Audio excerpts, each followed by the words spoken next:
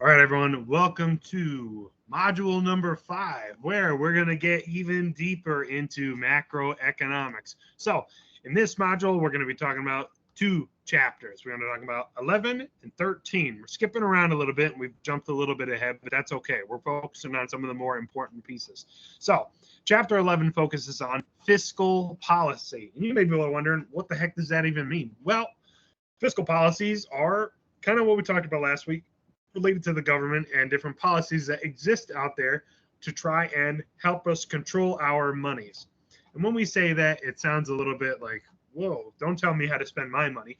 These are more so policies that help promote our financial systems. So, governments create these laws and regulations that are trying to ensure that we won't go through an economic recession or an economic depression ever again.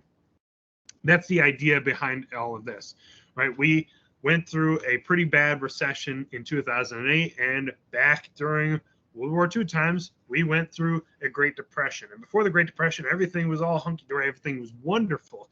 Then the government, businesses and the economy, both the people and the firms, right, the households and firms, were making some bad decisions, which led to loss of investments, a really bad time for everyone. And so we look throughout history to see, well, all right, what happened? What happened in 2008 or leading up to 2008 that created such a bad situation for everyone? And how can we overcome that or prevent it? We look at the dot-com bubble. How do we overcome and prevent such transactions like that? We look at COVID and we look at what happened throughout COVID and we try and determine, okay, what can we do to try and ensure that the economy doesn't crash? And we've learned a lot. We had to adapt during that time, and we've learned a lot going forward. So we kind of look at, some of the history on fiscal policies.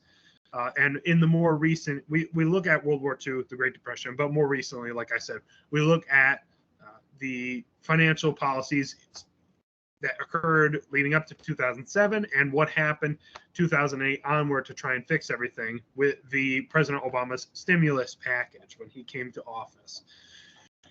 So that would be chapter 11. Chapter 13, again, we're continuing our conversation on money and the financial systems. So we're talking about, where does money come from exactly, and what actually gives money value? Because it's just a piece of paper, right? The only reason it has value is because we, you and myself, say it has value.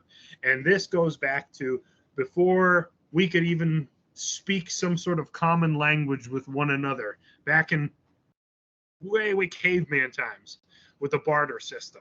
And the idea of the barter system is this double coincidence of wants. I have something you want, and you have something I want. We didn't have money back then.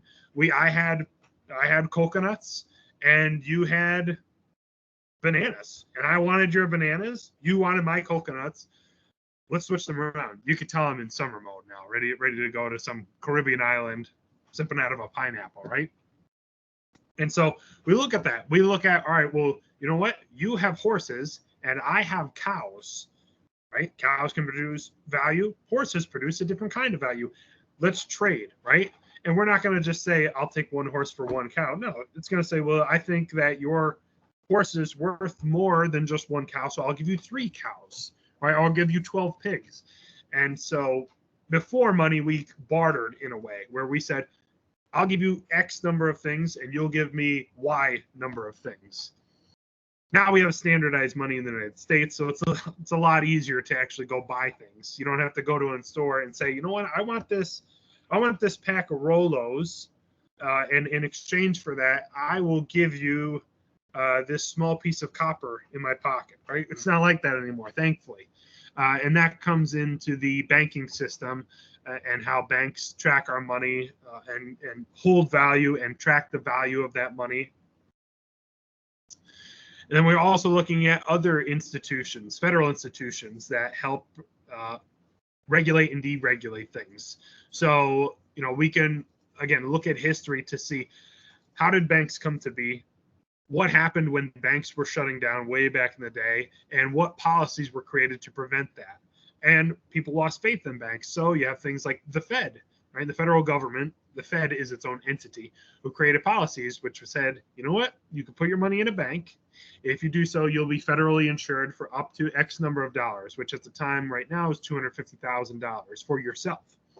So if the bank goes under, you're federally insured for up to $250,000. So it reinstated some trust in the banks, which really changed up how our economy rolled and interacted with one another. And again, we're going back to looking at banking during the Great Recession between 2008 and 2009 and what was going on back then and what happened to some of the top banks in America. It was a pretty scary time. All right, that is going to be everything for this module. I will see you guys in next week's module. Thank you.